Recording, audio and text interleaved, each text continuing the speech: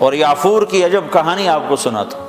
جب خیبر کی جنگ ہوئی اور مال غنیمت آیا تو جانور بھی آئے، تو اس میں یہ گدھا بھی تھا، تو یہ آگے بڑھ گیا، کہا یا رسول اللہ، اور مال آپ تقسیم کر رہے تھے، گھوڑے اونٹ تقسیم ہو رہے تھے، گدھے خچر، تو یہ آگے بڑھ گیا، کہا یا رسول اللہ میں اپنی نسل میں آخری ہوں، آپ نبیوں میں آخری ہیں، میرے نسل پر نبیوں نے سواری کی، ان میں آخری ہوں، آپ نبیوں میں آخری ہیں، آپ مجھے اپنی سواری کے لیے قبول فرما لیں۔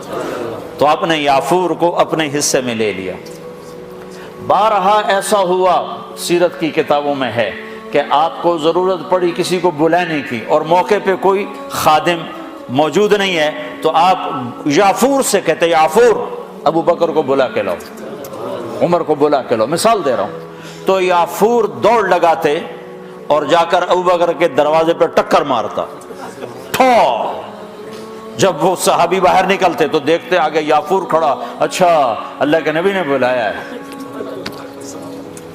میرے قربان جاؤں، جس سے اللہ نے پیار کیا تم اس سے پیار نہ کرو۔